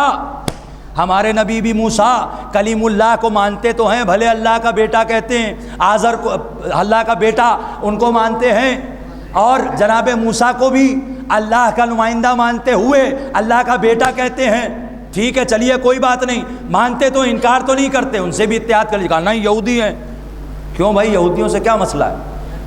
ہمیں تو کبھی جھگڑا نہیں مکا. نہیں قرآن نے کہا ہے، قرآن نے کہا ہے. اچھا عیسائیوں کے لیے کہا قرآن نے کہا ہے، قرآن نے کہا ہے، قرآن نے کہا ہے، قرآن نے کہا ہے. قرآن نے کہا ہے کہ جو اللہ کی نشانیوں کا منکر ہو، جو اللہ کے نبیوں کا منکر ہو، اس کو ماننا، اس سے اتحاد کرنا، اس کے ساتھ کھانا کھانا، اس کے ساتھ میل جول رکھنا، گویا اللہ سے دشمنی کرنا ہے. اب اپنا عقیدہ چیک کر لیں انتقال سے پہلے، اس لیے کہ بعد میں چیک کرنے کا موقع نہیں ملے گا. بعد میں فرشتہ آ کے وہ چیک کرے گا اور بدل بھی نہیں سکے گا۔ امام علی ارشاد فرماتے ہیں کہ اللہ نے تمام انبیاء سے سوائے محمد کے ہم آل محمد کو، مجھ علی کو، حسن کو، حسین کو، زین العابدین کو، محمد باقر کو، جعفر صادق کو، موسیٰ کاظم کو، علی رضا کو، محمد تقی کو، علی نقی کو، حسن عسکری کو، امام مہدی کو، ہم سب کو تمام انبیاء سے افضل بنایا ہے۔ عیسیٰ کا انکار یہودیوں نے کیا، آپ نے کہا ہم نہیں مانتے، ہے نا؟ محمد کا انکار عیسائیوں نے کیا، آپ نے کہا ہم نہیں مانتے۔ تو علی کا انکار جس نے کیا اس نے 1,23,999 انبیاء کا انکار کیا۔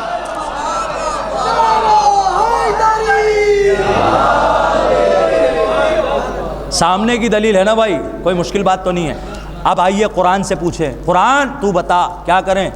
ایک مذہب چل رہا ہے جسے کہتے ہیں پلورالزم، یہاں بھی آ رہا ہے، انڈیا میں بھی پلورالزم۔ ایسا ہے اپنے دل کو وسیع کریں، لڑائی مت کریں، دل کو وسیع کریں۔ کیا کریں وسیع کر کے؟ کافر اپنی جگہ ہے، عیسائی اپنی جگہ ہے، یہودی اپنی جگہ ہے، بت پرست اپنی جگہ ہے، ایتھیسٹ اپنی جگہ ہے، آپ اپنی جگہ ہیں۔ Let's live together. اس کے آگے میں ممبر کی وجہ سے کہہ نہیں سکتا۔ اس کا جو موٹو ہے لیو اینڈ لیٹ لیو، جیو اور جینے دو۔ یہ کیا کسی معصوم کی حدیث ہے؟ یہ قرآن کی آیت ہے۔ اگر آپ جینے کے لیے پیدا ہوئے تب تو ٹھیک ہے، لیکن علی والوں کو تو معلوم ہے کہ ہم جلدی سے مر کے علی کی زیارت کرنے کے لیے پیدا۔ ہمیں جینا تھوڑی ہے، ہمیں پتہ ہے کہ ہم مسافر ہیں۔ مسافر خانے میں جو مسافر خانے کا قانون بنائے گا، مسافر خانے والا، ابھی ہمارے مہمان مولانا حضرات آئے تھے نا، مثلا فیض پنجتنی میں کہا 11:30 بجے بند ہو جائے گا۔ اب ٹھیک ہے، انہوں نے تھوڑی محبت میں اوپر نیچے وقت کر دیا، مگر قانون ہے، ماننا پڑے گا کہ نہیں؟ آئیڈینٹی بتائیے، کون صاحب ہیں، کیا ہے؟ مان لیجئے آپ نے جھگڑا کر لیا ان سے، وہاں ایک مولانا صاحب تشریف فرماتے، کہا آپ نے غیر شرعی فعل انجام دیا ہے، یہ حرام ہے۔ کہا بھائی کیسے حرام ہے؟ ارے بھائی ان کی طبیعت خراب ہو گئی تھی، وہ 11:30 کے بجائے 1 بجے تشریف لائے، اس میں اتنا ہنگامہ کرنے کی کیا ضرورت ہے؟ اور 4 دوست مل گئے تھے، ایک کا 1:30 بج گیا۔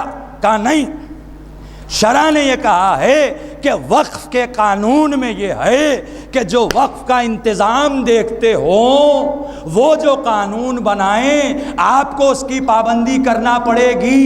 تو اگر اوقاف کا یہ قانون ہے کہ اوقاف میں جو قانون بنے اس کے آپ پابند ہیں، تو اللہ نے بھی اعلان کر دیا، حدیث قصہ پڑھو، انی ما خلقت سماء مبنیہ ولا ارضا مدحیہ ولا شمسا مضیہ ولا قمرا منیرا ولا بحرا یجری ولا فلکا یسری الا فی محبت ہؤلاء الخمسۃ الذین هم تحت القصہ۔ اب اگر علی سے، حسن سے، حسین سے، فاطمہ سے محمد سے محبت کرو گے تب تمہارے لیے زمین پر رہنا جائز ہے ورنہ حرام ہے، تب تمہارے لیے آسمان کے سائے میں رہنا جائز ہے ورنہ حرام ہے، تب تمہارے لیے سورج کی روشنی جائز ہے ورنہ حرام ہے، تب تمہارے لیے چاند کی چاندنی جائز ہے ورنہ حرام ہے۔ تو ہم جملہ سنیے، جملہ تو ہم یہاں بیٹھ کر احسان نہیں کرتے کسی پر ان کا ذکر کر کے، بلکہ یا علی یا حسین کہہ کر محمد اور آل محمد کا ذکر کر کے اپنی زندگی کو زمین پر حلال بناتے ہیں، حلال بناتے، جائز ہے۔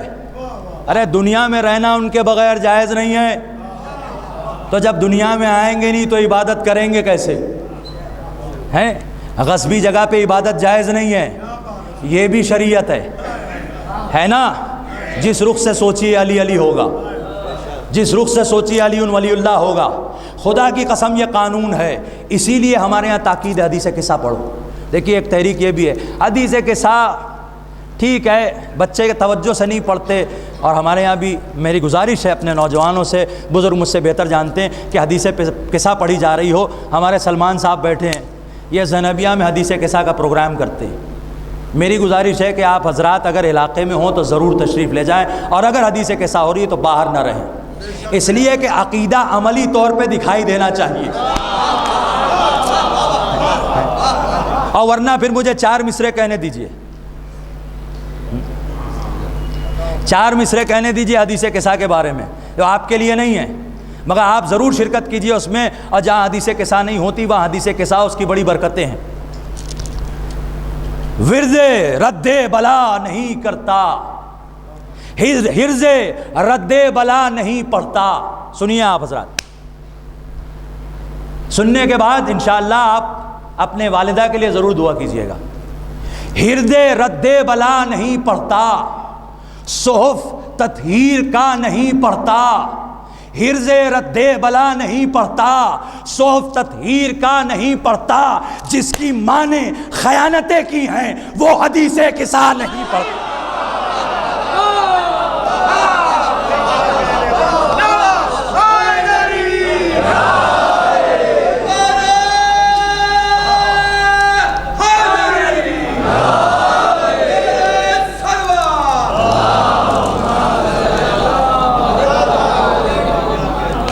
بس مختصر سی مجلس ہے اور اس میں سارے مضمون سمیٹنا ممکن نہیں ہے، بہت سارے رخ سے قرآن نے کہا ہے احسن عمل کیا ہے، احسن عمل کیا ہے، احسن عمل کیا ہے، بس آخری آیت اور ربط مصائب کہ اللہ نے سورہ ملک میں اعلان کر دیا ہے، اور یہ سورہ بہت زیادہ ایسا معجزاتی سورہ ہے کہ اگر آپ اس کی تلاوت کریں تو اللہ مولا علی کے صدقے میں آپ کو ملک عطا کرے گا۔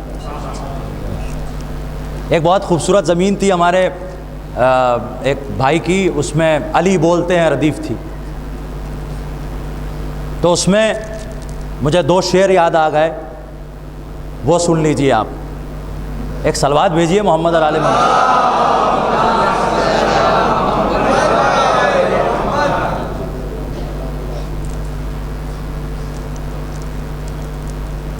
کہ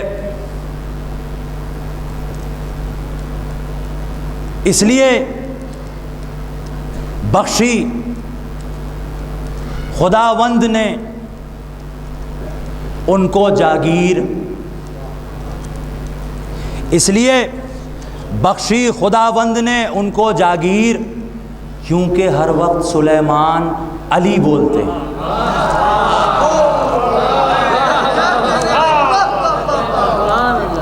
اور اس لیے آپ کے لیے یہ اس لیے اونچے ہیں ایمان میں سب سے حامد، اس لیے اونچے ہیں ایمان میں سب سے حامد، اونچی آواز میں سلمان علی بولتے ہیں۔ تبارک الذی بیدہ الملک، blessed is he in whose hand is the kingdom، وہو علی کل شیء قدیر، وہ ہر شے پہ قادر ہے۔ الذی خلق الموت والحیات، ایصال ثواب کی مجلس ہے، جس نے موت اور حیات کو خلق کیا، لیبلوکم ایکم احسن عملا، یہ دیکھنے کے لیے کہ تم میں احسن عمل کون کر رہا ہے، کثرت عمل نہیں۔ معصوم سے کسی نے پوچھا کہ مولا یہ احسن عمل کیا ہے، تو امام نے ارشاد فرمایا وہ عمل، جو بھی عمل کار خیر، جو بھی عمل ہماری ولایت کے ساتھ ہوگا وہ احسن عمل ہوگا۔ اب جسے اپنے عمل کو احسن عمل بنانا ہے، جسے اپنے عمل کو احسن عمل بنانا ہے، تو وہ علی کی ولایت کا تذکرہ ہمہ وقت کرے گا۔ اور خدا کی قسم ہم علی کی ولایت کا تذکرہ کیوں نہ کریں، ہمارا مولا اتنا مظلوم تھا۔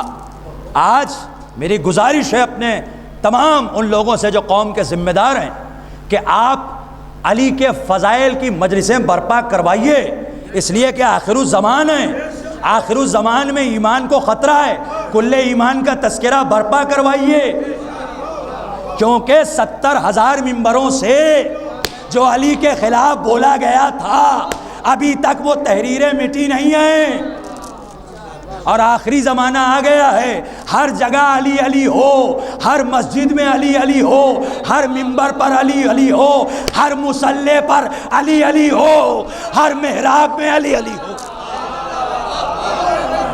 ہر جگہ علی علی ہو، ہر کتاب میں علی علی ہو، ہر تحریر میں علی علی ہو، ہر تقریر میں علی علی ہو۔ کیوں؟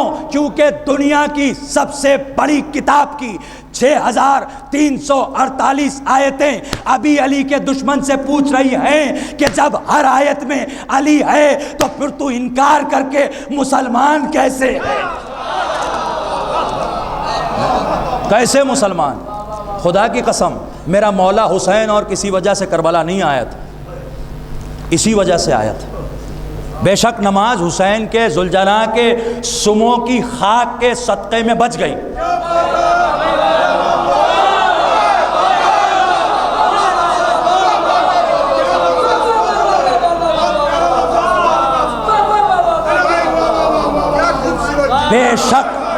بے شک روزے حسین کے غلاموں کے بچوں کی بھوک کے صدقے میں بچ گئے، کوئی شک نہیں۔ لیکن خدا کی قسم اصل مقصد کربلا ولایت تھا، ولایت تھا۔ یہی وجہ تھی کہ جب امام منی میں جمع کیا لوگوں کو تو لوگوں سے پوچھا، جانتے ہو آدم کا سجدہ کیوں ہوا؟ اے مولا کربلا جا رہے ہیں، قوم پہلے ہی خدا کی منکر ہوئی جا رہی ہے اور آپ آدم کے سجدے کی بات کر رہے ہیں۔ امام نے کہا میری حکمت نہیں جانتے تم، ہم انہیں بتانا چاہ رہے ہیں ابتدا سے ابتدا کر کے۔ آدمیوں کو سمجھانا ہے تو آدم کی بات کرو، علی والوں کو سمجھانا ہے تو علی کی بات کرو، عزاداروں کو سمجھانا ہے تو حسین کی بات کرو، فوراً بات سمجھ میں آ جائے گی۔ کہا آدم کا سجدہ کیوں ہوا تھا؟ کہا ہم تو تھے نہیں، ہمیں کیا پتہ، ہمیں نہیں معلوم۔ اب مصائب میں فضائل کا گوشہ سنیں، امام مدینہ چھوڑ کر آئے ہیں، لیکن امام یہ سوال کر رہے ہیں تاکہ واضح رہے قیامت تک ہم پر اور آپ پر کہ مقصد کربلا کیا تھا۔ امام نے کہا جانتے ہو کیوں؟ کہا نہیں، ایک خطبۃ الحسین کتاب یہیں بمبئی کے مومنین نے بانٹی ہے، اس میں خطبہ ہے، آل اعتماد ایک مرجع تقلید انہوں نے یہ کتاب لکھی ہے، اس کے خطبے میں میرے پاس موجود ہے، جسے دیکھنا ہو دیکھ لے۔ امام نے کہا کہ آدم کا سجدہ اللہ نے اس لیے کروایا۔ ہم نے پوچھا ان سے کہا وہ اطاعت کا سجدہ تھا۔ نعوذ باللہ بالکل ایسا ہے کہ اللہ کہہ دے کہ نماز چھوڑ دو تو چھوڑ ہی دینا پڑے گی نا، کیونکہ اللہ کا حکم ہے۔ کیا یہ بھی معاملہ ایسے ہی تھا؟ نہ، یہ غلط بات ہے۔ اور اگر آدم کی سجدے کی بات اطاعت والی تھی تو نماز صبح بھی تو اطاعت کے لیے ہے نا۔ ایمانداری سے بتائیے، ہو سکتا ہے کہ یہاں ایسے مومنین ہوں جن کی نماز شب بھی قضا نہ ہوتی ہے، لیکن ایسے بھی مومنین ہیں جو اس زمانے میں جدید دور میں جب بہت تاخیر سے آدمی سوتا ہے، صبح جان بوجھ کے قضا نہیں کرتا مومن نماز، لیکن آنکھ نہیں کھل پائی ہے نا، جیسے ہی آنکھ کھلی فوراً بیدار ہوا، فوراً قضا ادا کر لی، لیکن جب قضا ہوئی تو کتنے سجدے چھوٹے۔ اچھا مومنوں کی میں کیوں بات کروں؟ کیونکہ آگے معاملہ خطرناک ہے۔ میں ان کی بات کرتا ہوں جو صرف نماز کا سہارا لے کر جنت میں جانا چاہتے ہیں، جو علی کی ولایت، حسین کی امامت، حسن کی شفاعت کے قائل نہیں، فاطمہ کی دعا جن کے لیے نہیں، وہ جو کہتے ہیں صرف نماز صرف نماز صرف نماز صرف نماز۔ سارا عالم اسلام یہاں اذان ہوئی، راستے پہ کہیں کھڑے ہو، نیت کر لو جماعت بھی ہو جائے گی، ہے نا؟ تو یہ بتائیں مجھے صبح کی قضا ہوئی تو کتنے سجدے چھوٹے؟ کہا 4۔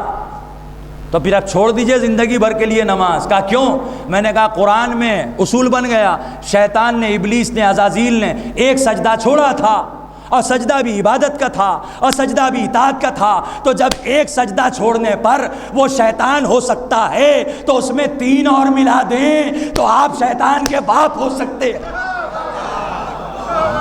کہا نہیں نہیں نہیں نہیں نہیں، معاملہ یہ نہیں ہے، وہ سجدہ کچھ اور تھا۔ کسی کو نہیں معلوم وہ سجدہ کیا تھا۔ میرے مولا نے ایک مرتبہ مصائب کے دوران اپنے فضائل بیان کرنا شروع کیے اور کہا سنو، اللہ نے آدم کو ہمارے نور کا ظرف بنایا تھا، اور وہ جو سجدہ تھا تعظیماً لانوارنا اہل البیت، وہ ہم اہل بیت کی تعظیم کا سجدہ تھا۔ اللہ اکبر۔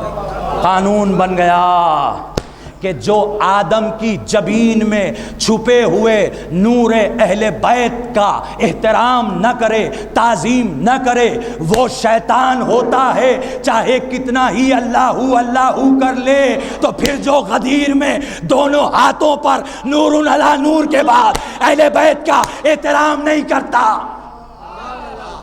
وہ کھلا ہوا شیطان ہے۔ یہی بتانے مولا کربلا آئے تھے۔ ہاں، کربلا آ گئے، ہم نے اور آپ نے مسلسل مجالس میں کربلا کا ذکر کیا، کربلا کی بات کی، لیکن ہم نے صرف کربلا کی بات کی ہے۔ کیوں؟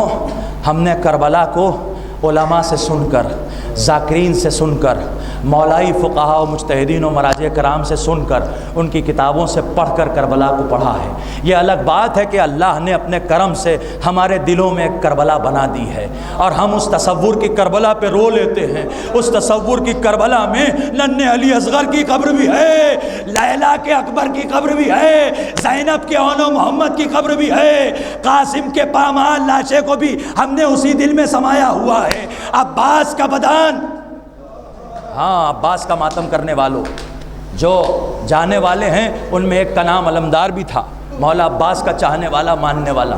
ہاں زادارو، لیکن تصور کی کربلا پہ رونا اور ہے، اور آنکھوں سے دیکھی ہوئی کربلا پہ رونا۔ سنو گے عزادارو، امام زمانہ زیارت ناہیہ میں کیا کہتے ہیں؟ فَلَأَنْدُبَنَّ عَلَيْكَ صباحا ومساء وَلَأَبْكِيَنَّ عَلَيْكَ بدل الدموع دما۔ اے میرے جد حسین، اے میرے آقا حسین، اے میرے غریب حسین، اے میرے مظلوم حسین، میں صبح و شام آپ پر ندبہ کرتا ہوں۔ ندبہ عزادارو، آپ جب روتے ہیں، جب آپ آنسو بہاتے ہیں تو ذاکر کہتا ہے ماشاءاللہ آپ کی آوازیں بلند ہیں، لیکن یہ آواز بلند بھی ندبہ نہیں ہے۔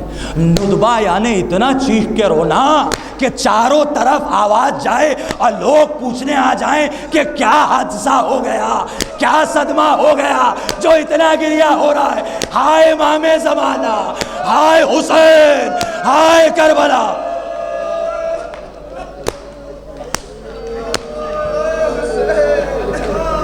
وَلَأَبْكِيَنَّ لَكَ بدل الدموع دما۔ اے میرے جد حسین، میں 1400 سال سے آپ پہ آنسو نہیں بلکہ آنسوؤں کے بدلے اپنی آنکھوں سے لہو بہاتا ہوں۔ اے مولا امام زمانہ، آپ آنکھوں سے لہو بہاتے ہیں، یہ عزادار کبھی سر سے، کبھی سینے سے، کبھی پچھ سے لہو بہاتے۔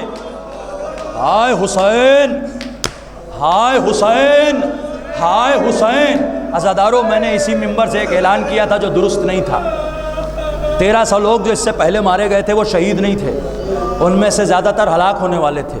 لیکن ابھی کل سیریا بات ہوئی ہمارے ایک عزیز دوست کی، جن کا ایک بھائی سیریا میں ہے، طالب علم ہے، اور بی بی زینب کے روضے کے آس پاس ہے۔ اس نے وہاں سے روتے روتے خبر دی کہ جو 4 میزائل داغے گئے ہیں اس سے بی بی کے حرم کو نقصان ہوا ہے۔ اے امام زمانہ، ہم تو دور سے یاد کر کے روتے ہیں، اے مولا غیبت کا حجاب، ذوالفقار میان میں تڑپتا ہوا دل، جگر کے ٹکڑے۔ ذرا سوچئے میرا مولا کیا کہتا ہوگا؟ میرا مولا شام کا رخ کر کے کہتا ہوگا، وہیں کھڑا ہوگا نا، وہی کھڑا ہو کے کہتا ہوگا السلام علیک یا ام المصائب یا زینب الکبریٰ، اے زینب کبریٰ، اے جدہ، اے ام مصائب، آپ پر سلام، میں مشیت سے اللہ اکبر۔ صبر کرنا بہت ہمارے لیے پھر بھی ممکن ہے، ہاں، لیکن یہ کیسی منزل ہے کہ امام وقت بھی ہے، کائنات اختیار میں بھی ہے، ہاتھ میں ذوالفقار بھی ہے، پھر بھی روزے پہ حملہ، مشیت۔ اللہ اکبر۔ میں کہوں گا اگر سمجھنا ہے کہ ام المصائب کیا ہے تو آؤ، علامہ مجلسی مصائب لکھ رہے ہیں، مصائب لکھ رہے ہیں، لکھتے جاتے ہیں روتے جاتے ہیں، لکھتے جاتے ہیں روتے جاتے ہیں۔ جب لکھا کہ حسین اپنے اصحاب کا جنازہ لے کر آئے، ایک ایک روایت لکھی، روتے گئے۔ جب حبیب کی روایت آئی تو تڑپ کے روئے کہ میرے مولا کا بچپن کا دوست۔ اللہ اکبر۔ پھر لکھتے لکھتے لکھتے لکھتے حبیب کے بعد اور اصحاب کا ذکر۔ اللہ اکبر۔ جان، یہاں کتنے ایسے ہیں حسین کے چاہنے والے جو اس بات پہ فخر کرتے کہ ہم مولا کے غلام ہیں۔ ہاں، میں تو کہوں گا اے جناب جان، ہم آپ کے بھی غلام ہیں۔ کیوں؟ کیونکہ ہمارے آقا نے آپ کو سلام کہا ہے۔ جان کہنے لگے سر جھکا کے، آقا معاف کیجئے گا، غلام شرمندہ ہے۔ مولا حسین نے کہا اے جان، ہمارے خیمے میں کوئی شرمندہ نہیں ہو سکتا، یہ حزب اللہ ہے، میں حجت اللہ ہوں، یہ حزب اللہ ہے، تم فاتح ہو، تم شرمندہ نہیں ہو۔ جان شرمندہ نہیں ہونا، کس بات سے شرمندہ ہو؟ کہا مولا کیا کروں، میں شرمندہ اس لیے ہوں کہ جتنے بھی آپ کے چاہنے والے اور آپ کے غلام ہیں اور آپ کے خادم ہیں، ان میں کوئی میری طرح سیاہ فام نہیں ہے۔ میری جلد کا رنگ دیکھیے تو امام نے کہا اے جان، اپنے رنگ پہ نہ جاؤ، اللہ نے تمہارے اوپر صبغت اللہ کا رنگ چڑھایا ہے۔ اللہ اکبر، ہماری ولایت کا رنگ چڑھا ہے۔ اے جان جاؤ مقتل میں۔ روایت لکھی، علامہ مجلسی آگے بڑھتے ایک مرتبہ روتے روتے علامہ مجلسی کی آنکھ لگ گئی۔ جب آنکھ لگ گئی تو شہزادی خواب میں آئیں۔ خواب میں آنے کے بعد شہزادی نے کہا اے مجلسی، اللہ تم پہ رحمت نازل کرے، تم بھی اس قافلے کی ایک فرد ہو جس کے لیے میں نے دعا کی تھی کہ اے اللہ میرے حسین پر روئے گا کون؟ تو اس نے وعدہ کیا تھا کہ وہ ایک قوم پیدا کرے گا۔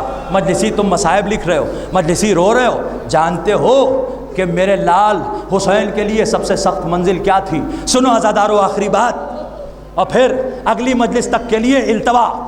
ہاں، سب سے سخت منزل کیا تھی؟ کہا مولا کے لیے کیسی کیسی منزلیں ہیں، میں کیا لکھوں؟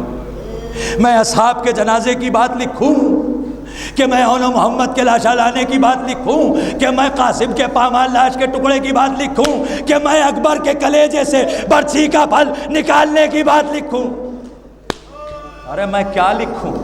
میں عباس کے بازو کٹنے کی بات لکھوں کہ میں اصغر کے گلے پہ 3 پھل کا تیر لگنے کی بات لکھوں؟ اے بی بی آپ ہی بتائیے کیا لکھوں؟ کہا یہ سب بڑی سخت منزلیں تھیں، مگر سب سے سخت منزل وہ تھی جہاں میری دختر ثانیہ زہرا زینب بھی شریک مصائب تھی، یہ ام المصائب بھی شریک مصائب تھی۔ کہا وہ کیا منزل تھی؟ سنو عزادارو کیا منزل تھی؟ کہا یہ منزل تھی کہ حسین میرا لال سارے لاشیں یہاں تک کہ صغیر کو دفنا کے خیمے میں آیا، اور آنے کے بعد کہا اے بہن زینب بیویوں کو جمع کر لو، اب حسین آخری رخصت چاہتا ہے۔ ذرا سوچو کہ وہ میری دختر زینب کہ جس نے بچپن سے بھیا کی جبین پر کبھی شکن نہیں آنے دی، جب عبداللہ سے ازدواج کی بات آئی تو شرط ہی یہی رکھی عبداللہ میں وہی رہوں گی جہاں میرا بھائی حسین رہے گا، اور عبداللہ اگر میرا بھائی حضر میں ہوگا تو زینب حضر میں ہوگی، میرا بھائی سفر میں ہوگا تو زینب سفر میں ہوگی۔ عبداللہ نے شرط منظور کی۔ ہاں عزادارو بس چند جملے اور، مولا آپ کو سلامت رکھے۔ چلے خیام زینب میں غربت کے عالم میں بیویاں کئی دنوں سے بھوکی پیاسی ہیں، کئی دنوں سے بچے تشنا ہیں۔ حسین ایک مرتبہ خیمے میں آئے، خیمے میں آنے کے بعد بی بی زینب نے ایک مرتبہ تمام بیویوں سے کہا کہ دیکھو ایک ایک بیوی بھیا سے رخصت کیسے ہوگی؟ ایسا کرتے ہیں کہ بھیا کو ہم ایک حلقے میں لیتے ہیں، اے بھیا حسین درمیان میں کھڑے ہو جاؤ۔ عزادارو، حسین درمیان میں ایک مظلوم کعبے کی طرح تھے، اور بیویاں حسین کا واہ حسینہ، واہ محمدہ، واہ علیہ، واہ فاطمہ کہہ کر طواف کر رہی تھی۔ خدا آپ کو کسی غم میں نہ رلائے سوائے غم حسین کے۔ اب بی بی نے مجلسی سے کہا، مجلسی سب سے سخت منزل یہ تھی کہ حسین اب اس حلقے کو توڑ کے خدا حافظ کیسے کہے؟ عزادارو، میرے آقا نے ایک مرتبہ کہا بہن زینب، ہاں حلقے کا ماتم کرنے والے بھی سلامت رہیں، حلقے کا ماتم بھی سیرت جناب زینب ہے، سیرت جناب زینب ہے۔ امام وقت درمیان میں ہے، زینب ماتم کر رہی ہیں۔ جب کبھی حلقے کا ماتم کرنا نا تو ان بیویوں کو یاد کر کے کرنا۔ اب جو محرم میں آئے تو اپنے اس بھائی کو وہ ماتم یاد کر کے دعا دے لینا کہ مولا مجھے مصائب زیادہ سے زیادہ پڑھنے کی توفیق عنایت فرمائے۔ ہاں عزادارو، بی بی ایک مرتبہ حلقے میں ماتم کر رہی ہیں۔ حسین نے ایک مرتبہ کہا، زینب، اے بہن زینب، اے بہن زینب، اے میری ام المصائب بہن زینب۔ ام المصائب یعنی مصائب کی ماں، جس ذات سے مصائب صادر ہوتے ہوں۔ اللہ اکبر، اے بہن زینب ذرا قریب آؤ۔ زینب نے حلقہ توڑا، قریب آئیں، کہا بہن زینب قیامت تک یوں ہی ماتم ہوتا رہے تو حسین یوں ہی کھڑا رہے گا، لیکن حسین کو مقتل میں جانا ہے۔ بہن زینب، تمہیں یاد ہے کہ جب محضر نامے پر دستخط کی بات آئی تھی تو تم نے حسین کی مدد کی تھی۔ اے بہن زینب، رخصت میں بھی حسین کی مدد کی۔ کہا بھیا خدا حافظ، بھیا خدا حافظ۔ ایک ایک بیوی کو قریب بلایا، ام لیلا آؤ زینب کے حوالے، ام رباب آئیے زینب کے حوالے۔ اللہ اکبر، ایک ایک بیوی کو، ایک ایک بچی کو زینب کے حوالے کر دیا۔ اب کرنے کے بعد اب حسین خیمے سے باہر نکلے۔ خدا کی قسم، روایت میں جملہ یہ ہے کہ حسین خیمے سے باہر ایسے نکلے جیسے بھرے گھر سے کسی جوان کا جنازہ نکل جا۔ اللہ اکبر، حسین نکل گئے بس عزادارو، بس آخری دو جملے، حسین باہر نکل گئے۔ ہاں یہ مصیبت کی منزل بی بی بیان کر رہی ہیں۔ کہا مجلسی اب جو سخت منزل تھی وہ اپنی معراج کو پہنچ گئی جب میرا لال حسین ذوالجناح پر سوار ہوا۔ ذوالجناح سے کہا، اے ذوالجناح چل چل چل۔ ذوالجناح نہیں چلتا، ذوالجناح نہیں جاتا۔ ادھر ذوالجناح کھڑا ہوا ہے، ادھر ایک ایک بیوی ردا سر پہ رکھے خیمے سے باہر آ رہی ہے، ایک ایک بیوی خیمے سے باہر آ رہی ہے۔ ذوالجناح نہیں چلتا حسین کی مزید زیارت کے لیے۔ زینب آگے آ گئی، ام کلثوم آ گئی، ام لیلا آ گئی، ام رباب آ گئی، اور بیویاں آ گئی۔ حسین ذوالجناح سے کہتے، ذوالجناح آج تک ایسا نہیں ہوا کہ تو میرے حکم کا پابند نہ ہو، کیا ماجرا ہے؟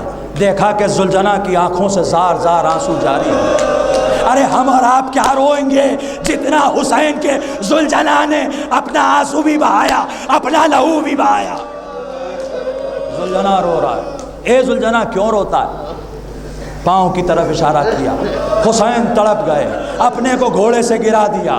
اے میری بچی سکینہ، یہاں آ جاؤ۔ سکینہ کو آغوش میں لیا۔ اے سکینہ، سکینہ، سکینہ کیوں گھوڑے کے سموں سے لپٹی ہو؟ اندر نہیں آئی تم؟ کہا بابا یہ بات بتائیے، آپ صبح سے جو بھی مقتل میں گیا آپ بتائیے کیا وہ زندہ و سلامت واپس آیا ہے؟ کہا نہیں۔ کہا بابا پھر سکینہ آپ کو کیسے جانے دے؟ ارے امو چلے گئے نہ آئے، بھیا گئے نہ آئے۔ کہا سکینہ نہ جانے کان میں کیا کہا، خدا کی قسم پوری قوم پر نہیں، پوری دنیا میں جتنے بھی اسلام کے ماننے والے ہیں، جتنے بھی اذان دینے والے ہیں، قرآن پڑھنے والے ہیں، نماز پڑھنے والے ہیں، پہلے سکینہ کا شکریہ ادا کریں، اس لیے کہ سکینہ اگر بابا کو خدا حافظ نہ کہتی تو دین کا کوئی محافظ نہ ہوتا۔ کہا بابا نہ جانے کیا اذن اللہ نے اپنی بیٹی کے کان میں کہا کہ سکینہ نے کہا اچھا بابا خدا حافظ، ایک آرزو ہے پوری کر دیں گے بابا، ایک تمنا ہے پوری کر دیں گے، بس آخری بات ہے صدر، ایک تمنا پوری کر دیں گے۔ کہا پوری کر دیں گے، پوری کر دیں گے۔ کیا تمنا ہے بیٹی؟ لیکن تم تو ہمارا احوال جانتی ہو، ہم سفر میں ہیں۔ کہا بابا گوشوارے تو سلامت ہیں، میں اس کی بات نہیں کرتی بابا، کوئی اور تحفہ نہیں چاہیے بابا، بس ایک گزارش یہ ہے کہ جب سے میں نے آنکھیں کھولی ہیں، جب بھی نیند آئی آپ کا سینہ تلاش کیا، بابا جاتے جاتے اپنے سینے پہ سلا لیجئے۔ ایک مرتبہ حسین کربلا کی زمین پر لیٹے، سکینہ کو لٹایا، ابھی چند لمحے نہ گزرے تھے کہ سکینہ اٹھی، بابا خدا حافظ، ابا بلا رہی ہے، بابا خدا حافظ، نانا بلا رہے، بابا خدا حافظ۔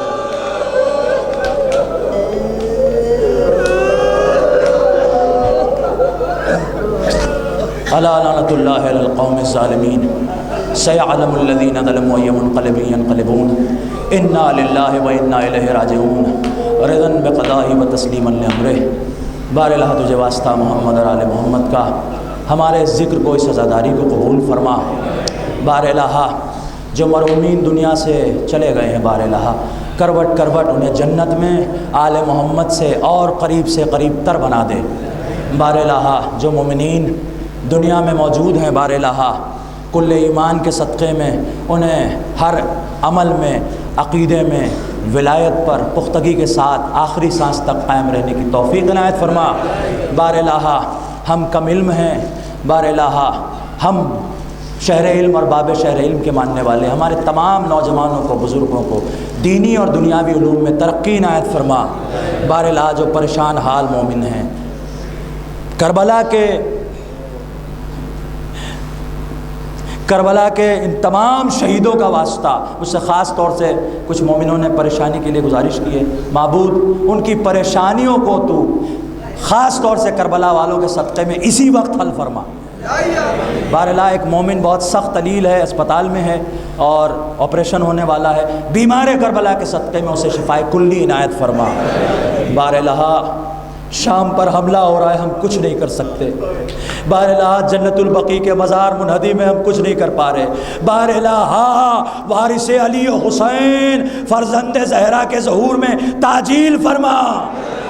ہم سب کو ان کے انصار و اعوان میں شامل ہو کر تمام دشمنان اہل بیت سے انتقام لینے کی توفیق عنایت فرما۔ ماتم حسین۔